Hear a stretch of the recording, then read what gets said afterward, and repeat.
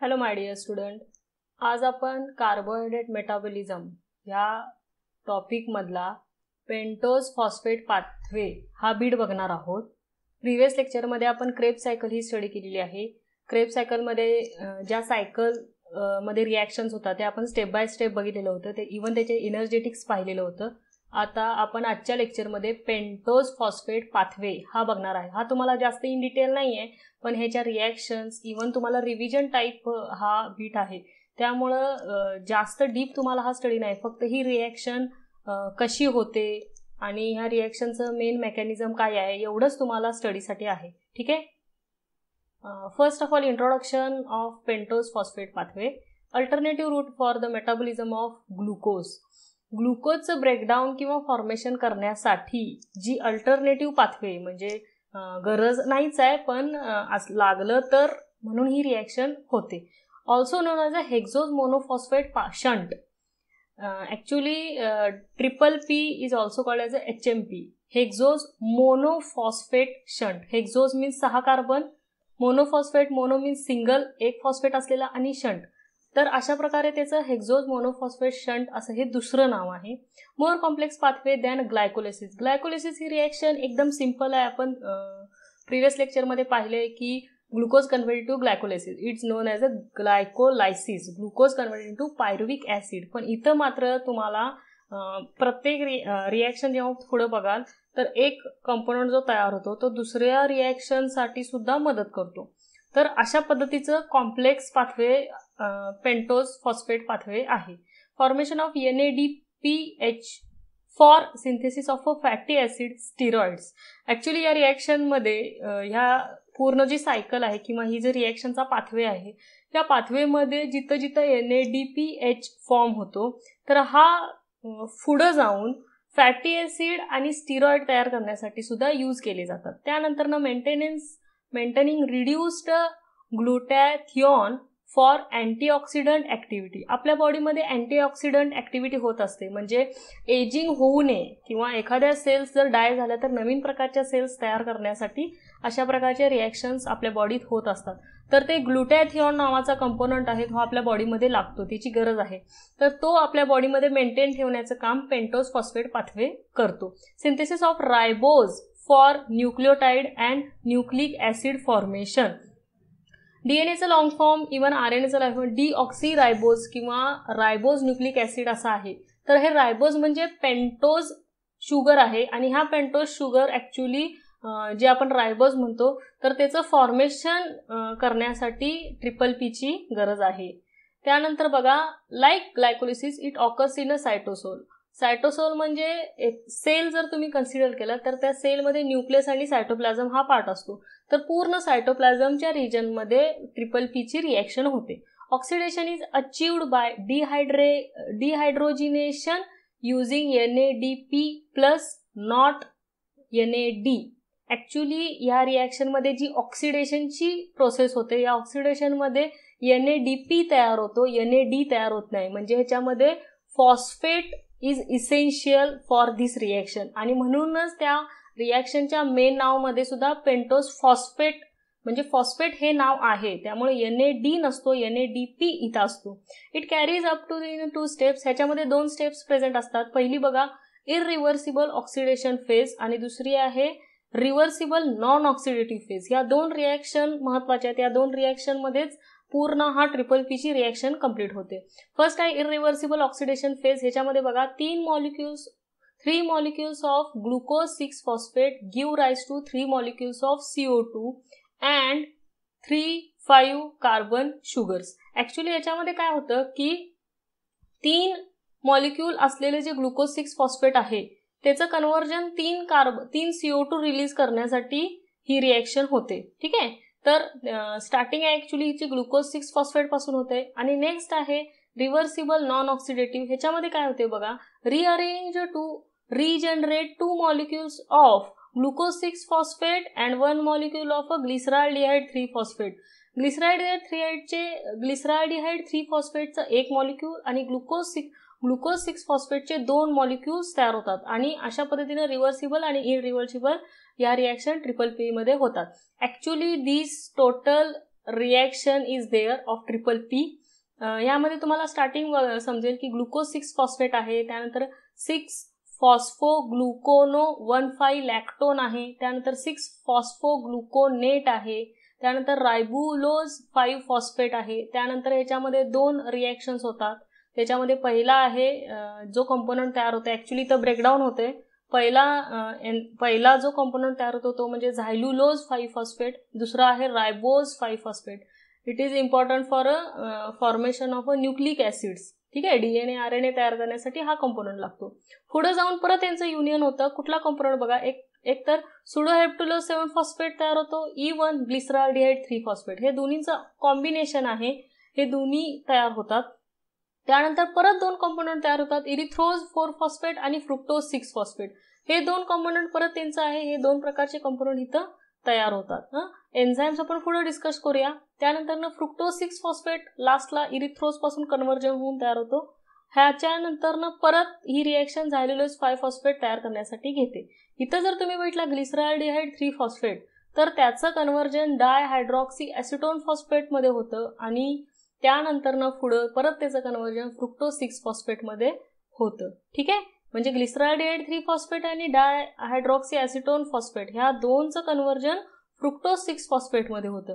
आणि तुम्हाला माहित असेल की जर तुम्ही ग्लायकोलिसिस इन डिटेल स्टडी केलेला आहात, जर कीनली ऑब्झर्व केलात, तर ह्या 2 कंपोनंटचं कॉम्बिनेशन होऊन फ्रुक्टोज 6 फॉस्फेट ही रिॲक्शन ग्लायकोलिसिसमध्ये सुद्धा प्रेझेंट आहे. आपण हे इन डिटेल बघूया पुढं. पहिली ऑक्सिडेटिव्ह फेज, ह्याच्यामध्ये काय काय आहे बघा. Dehydrogenation of glucose 6 phosphate to 6 phosphogluconate catalyzed by glucose 6 phosphate dehydrogenase. तुम्हाला अशा पद्धतीनेच रिॲक्शन एक्सप्लेन करायची आहे, म्हणजे कुठल्या कंपोनंटचं कन्व्हर्जन कुठल्या कंपोनंटमध्ये झालं आणि ह्याला कुठल्या एन्झाईमची गरज होती आणि कुठल्या प्रकारची एनर्जी इथं रिलीज झाली, असंच तुम्हाला सेम लिहायचं आहे. इथं बघत असताना तुमच्या लक्षात येईल या दोन्ही रिॲक्शनमध्ये NADP plus H2O converts into NADPH2 हे कंपोनंट इथं रिलीज होतात. दोन्ही ॲक्च्युली रिॲक्शनमध्ये ही प्रोसेस होते. त्यामुळे तुम्हाला ह्या दोन्हीही रिॲक्शन्स फार महत्त्वाचे आहेत. एक म्हणजे ग्लुकोज 6 फॉस्फेट कन्वर्ट इंटू 6 फॉस्फोग्लुकोनेट आणि त्यानंतर नेक्स्ट रिॲक्शन आहे 6 फॉस्फोग्लुकोनेट कन्वर्ट इंटू रायबुलोज 5 फॉस्फेट. आणि हे रिॲक्शन हे होताना इथं हे 2 एन्झाईम्स आहेत, ग्लुकोज 6 फॉस्फेट डिहायड्रोजिनेज आणि दुसरी आहे 6 फॉस्फोग्लुकोनेट डिहायड्रोजिनेज. तर अशा प्रकारचं इथं कन्व्हर्जन होतं. तर पहिली स्टेप आपण इथं बघितली की ग्लुकोज 6 फॉस्फेट कन्वर्ट ह्याच्यामध्ये झालं आणि त्याला एन्झाईम, हा रेड कलरचा, त्याला एन्झाईमची गरज आहे. त्यानंतर पुढे बघा, followed by hydrolysis of 6 phosphoglucono lactone to ribulose 5 phosphate catalyzed by 6 phosphogluconate dehydrogenase. 6 phosphogluconate dehydrogenase, it is an enzyme which can convert 6 phosphogluconolactase into ribulose 5 phosphate. Okay, तर अशा प्रकारची रिॲक्शन इथं होते. त्यानंतर पुढे बघा काय आहे, decarboxylation followed with the formation of ketopentose. Ketopentose कुठला आहे, तर रायबुलोज 5 फॉस्फेट हा कीटोपेंटोज आहे. ठीक आहे, both these steps requires NADP plus as hydrogen acceptor. जो हायड्रोजन ह्या दोन्ही रिॲक्शनमध्ये रिलीज होणार आहे, तो रिलीज झालेला हायड्रोजन एक्सेप्ट करण्यासाठी जो मॉलिक्यूल होतो तो मॉलिक्यूल म्हणजे NADP प्लस येतो. NAD येत नाही, NADP प्लस येतो. So NADP plus converted into NADPH2. ठीक आहे, त्यानंतर नेक्स्ट बघा नॉन ऑक्सिडेटिव्ह फेज. ह्याच्यामध्ये काय होतं, रायबुलोज 5 phosphate is the substrate for 2 enzymes. 2 प्रकारच्या एन्झाईम्सचा हा सबस्ट्रेट आहे. ठीक आहे, रायबोज 5 फॉस्फेट कीटोआयसोमरेज आणि रायबुलोज 5 फॉस्फेट 3 इपिमरेज ह्या 2 प्रकारच्या एन्झाईम्स तयार करतात. आता या 2 जर एन्झाईम्स असले, पहिला जर एन्झाईम असला तर काय होतं बघा, ribulose 5 phosphate to the corresponding ribose 5 phosphate used for nucleotide आणि न्यूक्लिक ॲसिड सिंथेसिस. आपल्या बॉडीमध्ये बरेच वेगवेगळ्या रिॲक्शन, जेवढे आपल्या बॉडीमध्ये मॉलिक्युल्स आहेत तेवढ्या सगळ्या रिॲक्शन्स आपल्या बॉडीमध्ये होत असतात.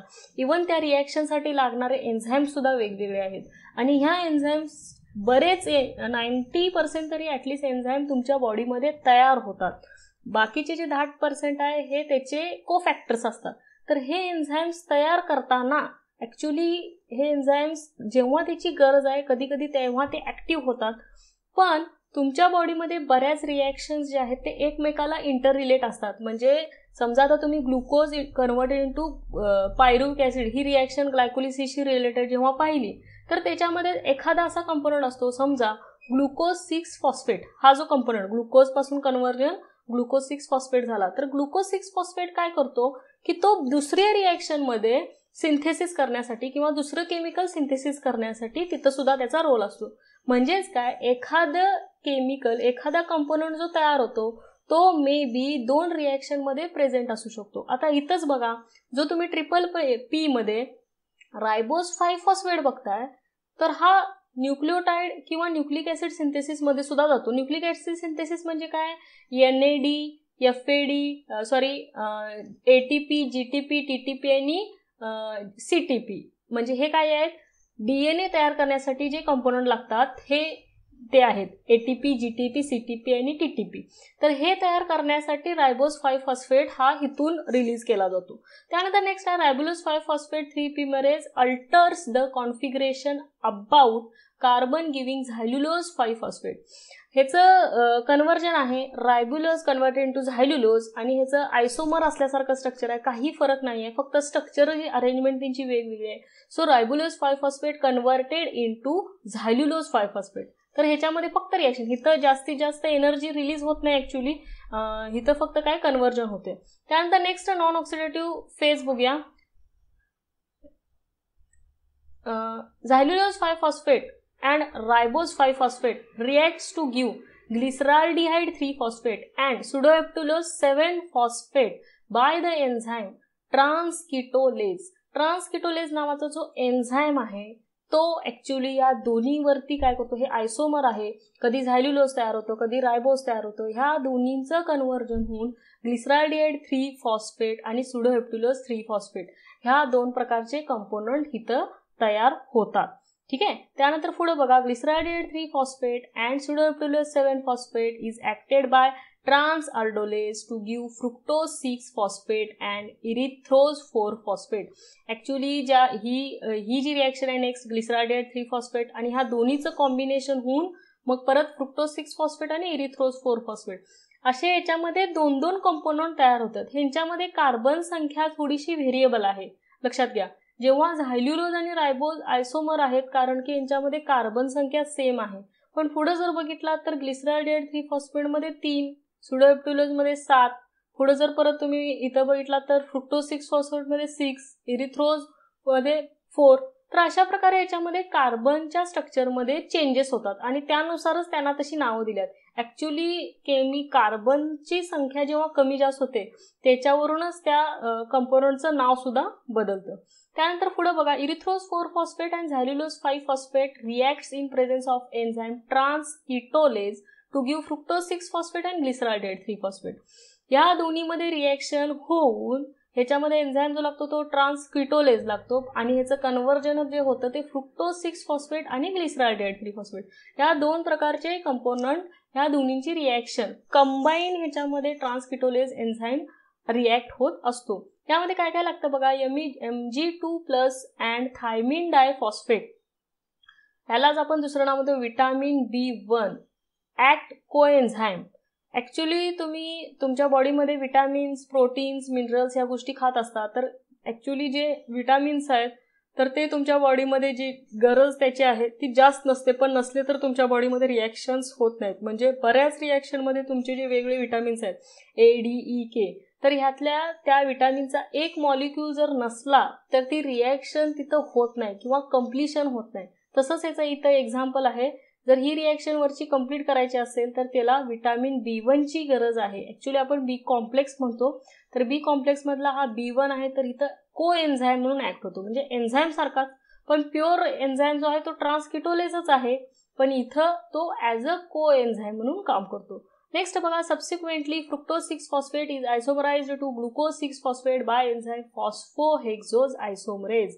With the help of phosphohexose isomerase, the the component fructose 6 phosphate isomerized into glucose 6 phosphate. तुम्हाला माहित असेल ग्लायकोलिसिसमध्ये आपण रिॲक्शन बघतो, glucose 6 phosphate converted into fructose 6 phosphate. परत हवं तर तुम्ही ग्लायकोलायसिस बघा म्हणजे तुमच्या लक्षात येईल. आणि इथं एक्झॅक्ट ती रिॲक्शन उलटी आहे. Fructose 6 phosphate converted into glucose 6 phosphate. Glucose convert into fructose हे ग्लायकोलिसिसमध्ये आहे आणि इथं फ्रुक्टोज कन्वर्ट इंटू ग्लुकोज आहे आणि हा आयसोमर आहे. 6 कार्बन दोन्हीमध्ये प्रेझेंट असतात. त्यानंतर नेक्स्ट बघा, glyceraldehyde 3 phosphate reversal of glycolysis and the gluconeogenic enzyme.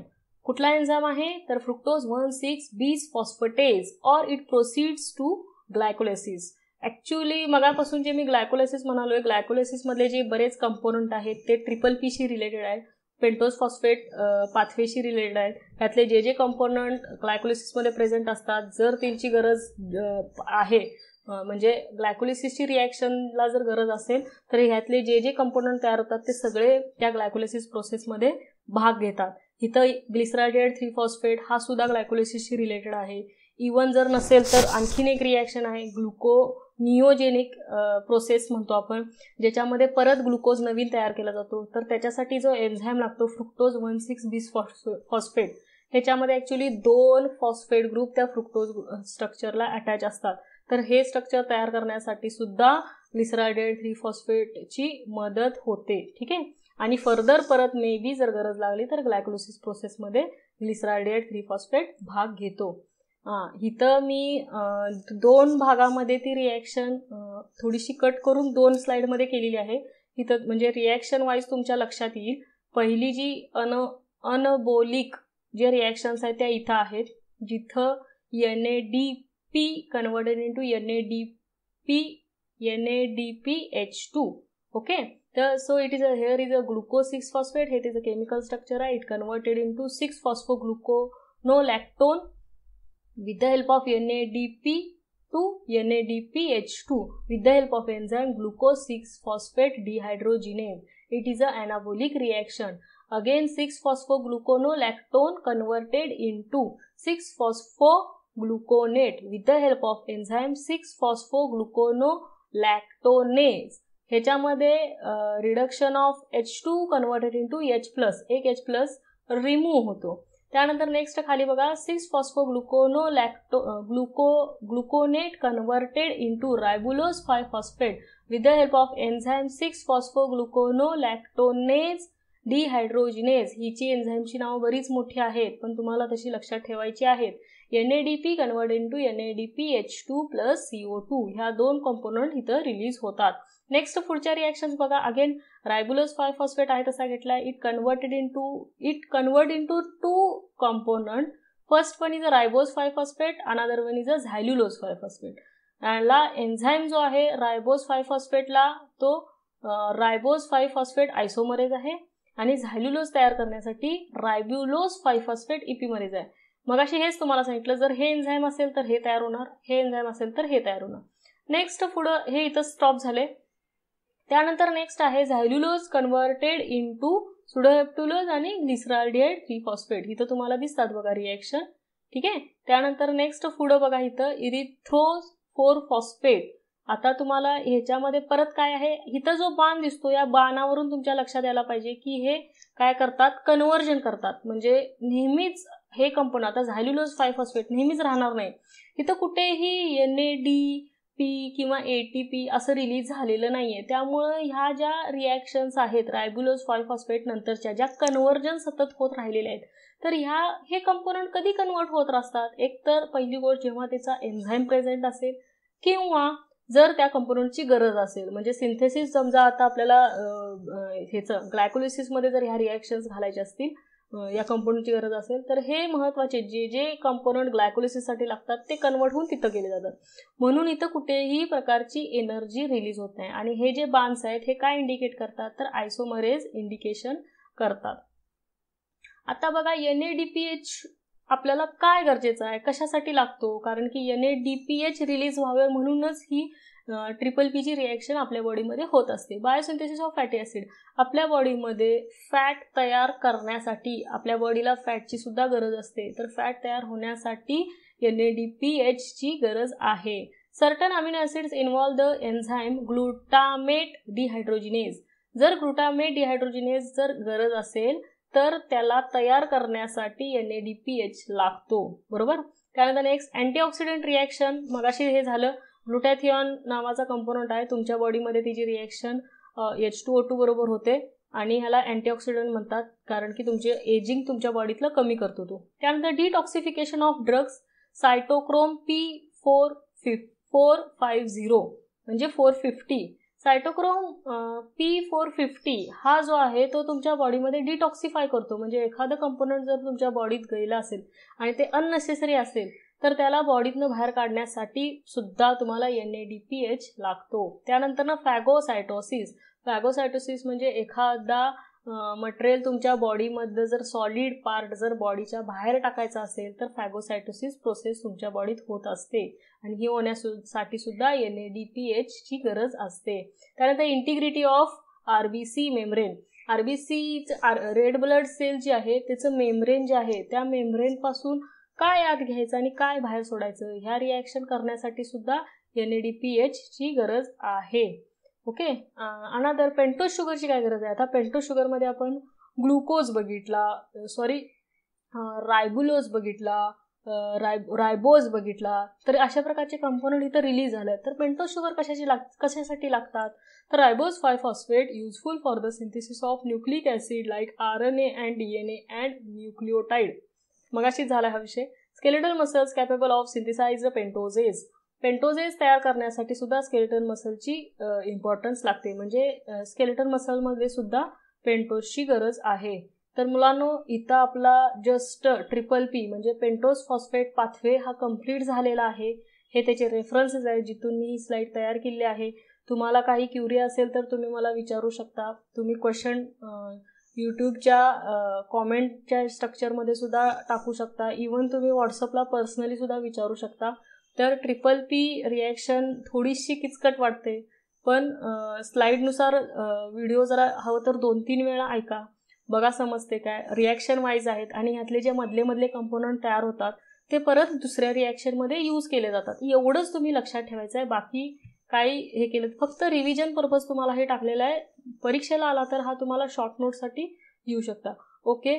Thank you student. तुम्ही हा व्हिडिओ पाहिल्यानंतर ना रिप्लाय नक्की द्यायचा आहे. Thank you student.